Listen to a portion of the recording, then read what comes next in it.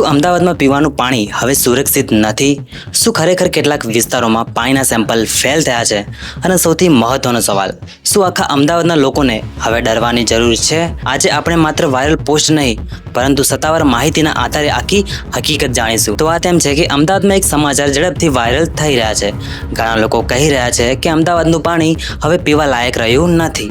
પરંતુ અહીં સવાલ એ છે કે શું આ વાત સંપૂર્ણ રીતે સાચી છે? ચાલો હકીકત સમજીએ. તો તાજેતરમાં પાણીના ગુણવત્તાની તપાસ દરમિયાન એએમસી દ્વારા લેવામાં આવેલા કેટલાક પાણીના સેમ્પલ લેબોરેટરી ટેસ્ટમાં નિષ્ફળ ગયા હોવાનું સામે આવ્યું છે.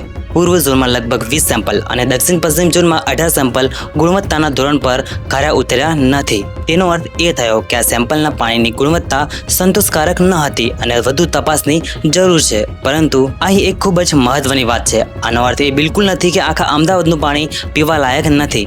અમદાવાદમાં દરરોજ હજારો પાણીના સેમ્પલ લેવામાં આવે છે. તેમાંના કેટલાક વિસ્તારોમાં સમસ્યા મળી આવે તો તાત્કાલિક ક્લોરિનેશન, પાઇપલાઇનની તપાસ અને પાણીની ફરી તપાસ કરવામાં આવે છે. ખાસ કરીને વરસાદની સિઝનમાં પાઇપલાઇનમાં લીકેજ, ગટરનું પાણી ભળવું અથવા ક્લોરીનનું પ્રમાણ ઓછું થવાથી કેટલીક જગ્યાએ પાણીની ગુણવત્તા ખરાબ થઈ શકે છે. એટલે એએમસી પણ આવી જગ્યાઓ પર સતત નજર રાખે છે. જો તમારા વિસ્તારમાં પાણીનો રંગ બદલાયેલો લાગે, ગંદી વાસ આવે અથવા પાણીમાં કચરો દેખાય તો તરત જ એએમસીમાં ફરિયાદ કરવી જોઈએ. અને જ્યાં સુધી સ્થિતિ સંપૂર્ણપણે સ્પષ્ટ ના થાય ત્યાં સુધી પાણીને ઉકાળી પીવું અથવા યોગ્ય વોટર ફિલ્ટરનો ઉપયોગ કરવો તે વધુ સુરક્ષિત રહેશે. તો મિત્રો, આ સમાચારને જોઈને ગભરાવાની જરૂર નથી. હાલમાં જે માહિતી સામે આવી છે તે કેટલાક વિસ્તારોના પાણીના સેમ્પલ અંગે છે, આખા અમદાવાદના પાણી અંગે નથી. તેથી સોશિયલ મીડિયા પર આવતી દરેક વાતને સાચી માની લેવાની જગ્યાએ માત્ર સત્તાવાર માહિતી પર જ વિશ્વાસ કરો.